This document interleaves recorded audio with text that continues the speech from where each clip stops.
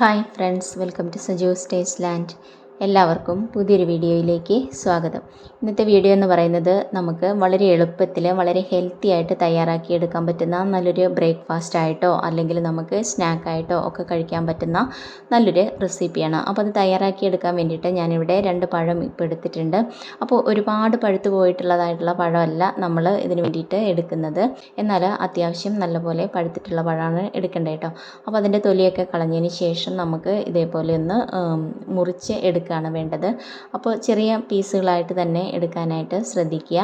അപ്പോൾ നമുക്കൊരു 3-4 പഴം നമുക്ക് ഇതിലേക്ക് ആവശ്യമായിട്ട് വരുന്നുണ്ട്. ഇനി അതല്ല, പഴത്തിൻ്റെ അളവ് നമുക്ക് ഒക്കെ ചെയ്യാവുന്നതാണ്. അത് നമ്മുടെ ഇഷ്ടത്തിനനുസരിച്ച് നമുക്ക് എടുക്കാവുന്നതാണ്. നമ്മൾ എത്രത്തോളം തയ്യാറാക്കുന്നുണ്ട് അതിനനുസരിച്ച് വേണം നമ്മൾ പഴവും അതുപോലെ തന്നെ ഇതിൽ വരുന്ന ബാക്കി ഇൻഗ്രീഡിയൻസും എല്ലാം നമ്മൾ എടുക്കാനായിട്ട്.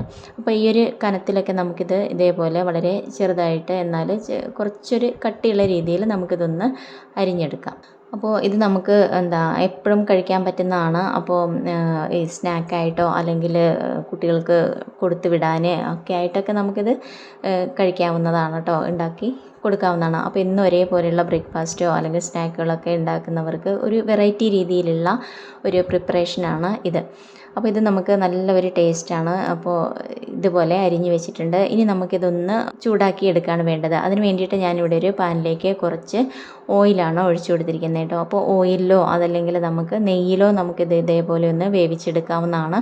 അപ്പോൾ ഒരു മീഡിയം ഹൈ ഫ്ലെയിമിൽ വെച്ചിട്ട് തന്നെ നമുക്കിത് പ്രിപ്പയർ ചെയ്തെടുക്കാവുന്നതാണ്. അപ്പോൾ പെട്ടെന്ന് തന്നെ ഇത് പഴമൊക്കെ ഒന്ന് വെന്തിട്ട് ഇതേപോലെ നന്നായിട്ടൊന്ന് കളറ് മാറിയിട്ട് വരാനായിട്ട് തുടങ്ങും. അപ്പോൾ നമുക്കിത് വേറൊരു പാത്രത്തിലേക്ക് മാറ്റാം.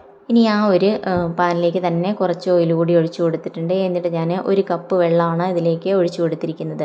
ഇനി റോസ്റ്റ് ചെയ്തെടുത്തിരിക്കുന്ന സേമിയാണ് ഞാനിതിലേക്ക് ചേർത്ത് കൊടുത്തിരിക്കുന്നത്. അപ്പോൾ അതൊരു 1/2 കപ്പ് അളവിലാണ് ഞാൻ എടുത്തിരിക്കുന്നത്. അപ്പോൾ 1/2 കപ്പ് സേമിയയ്ക്ക് 1 കപ്പ് വെള്ളം എന്നുള്ള രീതിയിലാണ് എടുത്തിരിക്കുന്നത്. ഇനി ഇതും നമുക്കൊരു മീഡിയം ഹൈ ഫ്ലെയിമിൽ വെച്ചിട്ട് തന്നെ കുക്കാക്കി എടുക്കാം. ഇനി ഇതിലേക്ക് ഞാൻ ചേർത്ത് കൊടുക്കുന്നത് ഒരു 3-4 ഏലക്കായ പൊടിച്ചെടുത്തിരിക്കുന്നതാണ്. അപ്പോൾ അത് നല്ല ഫൈനായിട്ട് പൊടിഞ്ഞ് കിട്ടാൻ വേണ്ടിയിട്ട് ഞാൻ കുറച്ച് പഞ്ചസാര ചേർത്തിട്ടാണ് പൊടിച്ചെടുത്തിരിക്കുന്നത് കേട്ടോ. ഇനിയിപ്പോൾ ഏലക്കായ മാത്രമായിട്ട് പൊടിച്ചെടുക്കാൻ പറ്റുന്നുണ്ടെങ്കിൽ അങ്ങനെ എടുത്താലും മതി. ഇനി ഇതിലേക്ക് ചേർത്ത് കൊടുത്തിരിക്കുന്നത് കുറച്ച് തേങ്ങയാണ്. അപ്പോൾ ഒരു ചെറിയൊരു ബൗൾ നിറയെ തേങ്ങ ഞാൻ എടുത്തിട്ടുണ്ട്. അത് ഇതിലേക്ക് ചേർത്ത് കൊടുക്കാം. എന്നിട്ട് ജസ്റ്റ് ഒന്ന് ഇളക്കി മിക്സ് ആക്കിയിട്ട് എടുക്കുക കേട്ടോ. അപ്പോൾ വെള്ളമൊക്കെ നന്നായിട്ട് വറ്റി വന്നിട്ടുണ്ട്, സേമിയൊക്കെ നന്നായിട്ട് കുക്കായി വന്നിട്ടുണ്ട്. അപ്പോൾ നല്ലൊരു ക്രീമി ടെക്സ്ചർ കിട്ടാൻ വേണ്ടിയിട്ടും നല്ലൊരു ടേസ്റ്റ് കിട്ടാൻ വേണ്ടിയിട്ട് ഇതിലേക്ക് കുറച്ച് പാലാണ് ഒഴിച്ചു കൊടുത്തിരിക്കുന്നത്. നല്ല കട്ടിയുള്ള പാൽ തന്നെ ഒഴിച്ചു കൊടുക്കുക. ഇനിയിപ്പോൾ പാൽപ്പൊടിയാണ് ഉള്ളതെന്നുണ്ടെങ്കിൽ അത് ജസ്റ്റ് ഒന്ന് കലക്കിയിട്ട് ഒഴിച്ചു കൊടുത്താലും മതിയായിരിക്കും. അപ്പോൾ അതിൻ്റെ അളവ് കൂടണ്ട, ഒരു 1/2 ഗ്ലാസ്സോളമൊക്കെ ഒഴിച്ച് കൊടുത്താൽ മതിയായിരിക്കും കേട്ടോ. എന്നിട്ട് നമ്മൾ വേവിച്ച് വെച്ചിരിക്കുന്ന പഴവും ഇതിലേക്ക് ചേർത്ത് കൊടുക്കുക. എന്നിട്ട് നന്നായിട്ടൊന്ന് ഇളക്കി നല്ലപോലെ ഒന്ന് യോജിപ്പിച്ചെടുക്കുക. എന്നിട്ട് അതിലുള്ള ആ ഒരു ചെറിയ രീതിയിലാണ് അത് കിട്ടേണ്ടത് കേട്ടോ. ഒരുപാട് അങ്ങോട്ട് തിക്കായിരിക്കണ്ട. എന്നിട്ടത് തണുക്കാനായിട്ട് മാറ്റി വയ്ക്കുക. ഇനി നമുക്ക് ഒരു മിക്സഡ് ജാറിലേക്ക് വീണ്ടും 2 പഴം കൂടി ചെറുതായിട്ട് ഇതേപോലെ നരിഞ്ഞിട്ട് നമുക്ക് ഇട്ട് കൊടുക്കാം കേട്ടോ.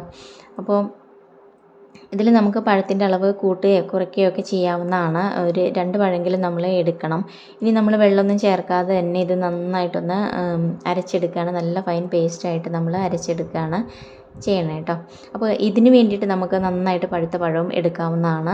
ഇനി ഇതിലേക്ക് ചേർത്ത് കൊടുക്കുന്നത് റോസ്റ്റ് ചെയ്തെടുത്തിരിക്കുന്ന റാഗിപ്പൊടിയാണ്. അപ്പോൾ അതൊരു 2 കപ്പ് അളവിലാണ് ഞാൻ എടുക്കുന്നത്. ഇനിയിപ്പോൾ ഇതിൻ്റെ മധുരമൊക്കെ ഒന്ന് ബാലൻസ് ചെയ്ത് കിട്ടാൻ വേണ്ടിയിട്ട് ഒരു 2 പിഞ്ച് അല്ലെങ്കിൽ ഒരു 1/4 ടീസ്പൂണോളമൊക്കെ ഉപ്പ് കൂടി നമുക്കിതിലേക്ക് ചേർത്ത് കൊടുക്കാം. അതിനുശേഷം ഒരു സ്പൂൺ വെച്ചിട്ട് നമുക്ക് ആദ്യം ഇത് നന്നായിട്ടൊന്ന് മിക്സ് ആക്കിയിട്ട് എടുക്കാം. അതിനുശേഷം നമുക്ക് കൈ വെച്ചിട്ട് തന്നെ നന്നായിട്ടൊന്ന് കുഴച്ചെടുക്കുകയാണ് വേണ്ടത്. ആ ഒരു പഴവും എല്ലാം കൂടി എല്ലായിടത്തും എത്തണം. അപ്പോൾ ഇനി നമ്മളിതിലേക്ക് ചേർത്ത് കൊടുക്കുന്നത് ചെറിയ ചൂടുള്ള വെള്ളമാണ് കേട്ടോ. അങ്ങനെ തിളച്ച വെള്ളം ചേർക്കണമെന്നില്ല, ചെറിയൊരു ചൂടുള്ള വെള്ളമാണ് ചേർത്ത് കൊടുക്കുന്നത്. ഇത് നമ്മൾ ചപ്പാത്തിക്കൊക്കെ കുഴയ്ക്കുന്നത് പോലെ ആ ഒരു ലൂസിൽ വേണം നമ്മളിത് കുഴച്ചെടുക്കാൻ വേണ്ടിയിട്ട്. അപ്പോൾ പഴത്തിൽ മാത്രം നമ്മളിത് കുഴച്ചെടുക്കുമ്പോൾ ഇത് നമ്മൾ തയ്യാറാക്കി കഴിക്കുമ്പോൾ കുറച്ചൊരു ഹാർഡായിട്ടായിരിക്കും ഇരിക്കുന്നുണ്ടാവുക. അപ്പോൾ അതുകൊണ്ടാണ് ചെറിയ ചൂടുള്ള വെള്ളം കൂടി ചേർത്തിട്ട് നമ്മളിത് കുഴച്ചെടുക്കുന്നത്. അപ്പോൾ ചപ്പാത്തിക്ക് കുഴയ്ക്കുന്ന ആ ഒരു ലൂസിൽ വേണം നമ്മളിത് കുഴച്ചെടുക്കാൻ വേണ്ടിയിട്ട്. കുറച്ച് സമയം ഇരിക്കുമ്പോൾ ഇത് കുറച്ചുകൂടി ഒന്ന് കട്ടിയായിട്ട് വരാനായിട്ട് തുടങ്ങും കേട്ടോ. അപ്പോൾ നമ്മൾ വീണ്ടും കുറച്ച് വെള്ളം ഒഴിച്ചിട്ട് നന്നായിട്ടൊന്ന് കുഴച്ചെടുക്കണം. അപ്പോൾ ഇത് ഡ്രൈ ആവാതിരിക്കാൻ വേണ്ടിയിട്ട് അതുപോലെ തന്നെ നല്ല ഒരു രീതിയിൽ കിട്ടാൻ വേണ്ടിയിട്ട് കുറച്ച് ഓയിലൊന്ന് സ്പ്രെഡ് ചെയ്തതിന് ശേഷം വീണ്ടും നമുക്കൊന്ന് കുഴച്ചെടുക്കാം. അപ്പോൾ ഇതിൻ്റെ വെള്ളം എന്ന് പറയുന്നത് നമുക്ക് ഇത് ചപ്പാത്തിക്ക് കുഴയ്ക്കുന്ന ആ ഒരു പരുവത്തിലുള്ള രീതിയിൽ ആവുന്നത് വരെയുള്ള വെള്ളമാണ് നമുക്ക് ആവശ്യമായിട്ടുള്ളൂ. അപ്പോൾ റോസ്റ്റ് ചെയ്തെടുത്തിരിക്കുന്ന റാഗിപ്പൊടിയാണ് ചേർത്തിരിക്കുന്നത്. അപ്പോൾ വെള്ളത്തിൻ്റെ അളവൊക്കെ ചിലപ്പോൾ അങ്ങോട്ടും ഇങ്ങോട്ടുമൊക്കെ ഒന്ന് മാറ്റം ഉണ്ടാകും കേട്ടോ. അപ്പോൾ അത് ശ്രദ്ധിക്കുക. അപ്പോൾ ഇത് നന്നായിട്ട് തണുത്തിട്ട് കുറച്ച് തിക്കായിട്ട് ഇങ്ങനെ വന്നിട്ടുണ്ട്, വേറിട്ട് നിൽക്കുന്ന രീതിയിൽ വന്നിട്ടുണ്ട്. ഇനി നമ്മുടെ ടേസ്റ്റിനനുസരിച്ചുള്ള മധുരമാണ് ഇതിലേക്ക് ചേർത്ത് കൊടുക്കുന്നത് കേട്ടോ. അപ്പോൾ ഞാൻ പഞ്ചസാരയാണ് ചേർത്ത് കൊടുത്തിരിക്കുന്നത്. അപ്പോൾ ചെറിയൊരു ബൗൾ നിറയെ പഞ്ചസാര ചേർത്ത് കൊടുത്തിട്ടുണ്ട്. അപ്പോൾ പഴത്തിനൊക്കെ മധുരമുള്ളതാണ്. അപ്പോൾ അതൊക്കെ നമ്മൾ നോക്കിയിട്ട് വേണം ഇതിൽ പഞ്ചസാര ചേർക്കാൻ വേണ്ടിയിട്ട്. അതുപോലെ തന്നെ പഞ്ചസാരയുടെ ടേസ്റ്റ് ഇഷ്ടമില്ലാത്തവർക്ക് ഇതിലേക്ക് ശർക്കര ചീകിയെടുത്തത് ചേർക്കാം. അതല്ലെങ്കിൽ പാനിയാക്കിയത് ഒക്കെ നമുക്ക് ഇതിലേക്ക് ഉപയോഗിക്കാവുന്നതാണ്. ഇനി നമ്മൾ കുഴച്ച് വെച്ചിരിക്കുന്ന ഈ ഒരു മാവുണ്ടല്ലോ, അത് ഇതേപോലെ കുറച്ചൊന്ന് ഓയിൽ പുരട്ടിയതിന് ശേഷം നമ്മുടെ കയ്യിലോ ഒക്കെ ഒന്ന് ഓയിൽ പുരട്ടിയതിന് ശേഷം ഇതേപോലെ ബോൾസ് ആക്കിയിട്ട് നന്നായിട്ടൊന്ന് പരത്തിയെടുക്കുകയാണ് ചെയ്യേണ്ടത് കേട്ടോ. അപ്പോൾ പരത്തിയെടുത്ത ഈ ഒരു മാവിലേക്ക് നമ്മൾ തയ്യാറാക്കി വെച്ചിരിക്കുന്ന ഈ ഒരു മിക്സ് ഇതേപോലെ കൊടുക്കാം. ഒരു സ്പൂണൊക്കെ ഫില്ല് ചെയ്ത് കൊടുക്കുക. അതിന് ശേഷം അതിൻ്റെ സൈഡൊക്കെ നന്നായിട്ടൊന്ന് ഇതേപോലെ ഒന്ന് ഒട്ടിച്ച് കൊടുക്കുക കേട്ടോ. അപ്പോൾ നമുക്ക് ഇതേപോലെ ചെയ്യാം. അതല്ലെങ്കിൽ നമുക്കിതിൻ്റെ മോൾഡൊക്കെ ഉണ്ടെന്നുണ്ടെങ്കിൽ അതിൽ വെച്ച് പ്രസ് ചെയ്തിട്ട് ആ ഒരു രീതിയിലും എടുക്കാവുന്നതാണ്. അപ്പോൾ നമ്മുടെ ഇഷ്ടമുള്ള ഷേപ്പിനനുസരിച്ച് നമ്മളിത് തയ്യാറാക്കി എടുക്കുക കേട്ടോ. അപ്പോൾ ഞാൻ ഇഡ്ഡലി തട്ടിൽ കുറച്ച് വെള്ളം ചൂടാവാനായിട്ട് വെച്ചിട്ടുണ്ട്. അതിലേക്കാണ് ഓരോന്നും തയ്യാറാക്കിയത് വെച്ച് കൊടുക്കുന്നത്. അപ്പോൾ കുറച്ച് സമയം ഇരിക്കുമ്പോൾ ഞാൻ പറഞ്ഞല്ലോ, ഇത് കുറച്ചുകൂടി ഒന്ന് ഡ്രൈ ആയിട്ട് വരാനായിട്ട് തുടങ്ങും. അങ്ങനെ തോന്നുകയാണെന്നുണ്ടെങ്കിൽ ഒരു അല്പം വെള്ളം കൂടി ചേർത്തിട്ട് നമുക്ക് ജസ്റ്റ് ഒന്ന് നനച്ചതിന് ശേഷം ഇതേപോലെ തയ്യാറാക്കി എടുക്കാവുന്നതാണ് കേട്ടോ. അപ്പോൾ ഈ ഒരു രീതിയിൽ തന്നെ നമുക്ക് ബാക്കിയുള്ളതെല്ലാം തയ്യാറാക്കി എടുക്കാം. അപ്പോൾ ഇതിൻ്റെ ആ ഒരു കനം എന്ന് പറയുന്നതൊക്കെ നമ്മുടെ ഇഷ്ടത്തിനനുസരിച്ച് കൂട്ടുകയോ കുറയ്ക്കുകയോ ഒക്കെ ചെയ്യാവുന്നതാണ്. ഞാനിപ്പോൾ ഒരു അത്യാവശ്യം കനമുള്ള രീതിയിലാണ് ഇത് തയ്യാറാക്കി എടുക്കുന്നത് കേട്ടോ. അപ്പോൾ ഇത് നമ്മൾ ആവി കയറ്റുന്നത് ഒരു 15 മിനിറ്റ് എങ്കിലും നമ്മളിത് ആവി കയറ്റിയിട്ട് വേവിക്കാനായിട്ട് വെക്കണം. ഒരു 15 മിനിറ്റ് തൊട്ട് ഒരു 20 മിനിറ്റ് വരെ അത്രയാകുമ്പോഴേക്കും തന്നെ നന്നായിട്ട് കുക്കായിട്ട് വന്നിട്ടുണ്ടായിരിക്കും. ഇപ്പോൾ ഇത് നന്നായിട്ട് റെഡി ആയിട്ടുണ്ട്. അതിൻ്റെ കളറൊക്കെ നന്നായിട്ട് ചേഞ്ചായി നല്ല ഒരു ഫ്ലേവറൊക്കെ വരാനായിട്ട് തുടങ്ങിയിട്ടുണ്ട്. അപ്പോൾ ഇത് നമുക്കിനി തണുത്തതിന് ശേഷം സെർവ് ചെയ്യാവുന്നതാണ്. ഇതിൻ്റെ ഉള്ളിലുള്ള ഫില്ലിംഗ് എന്ന് പറയുന്നത് വളരെ ടേസ്റ്റി ആയിട്ടുള്ള ഒരു ഫില്ലിംഗ് ആണ്.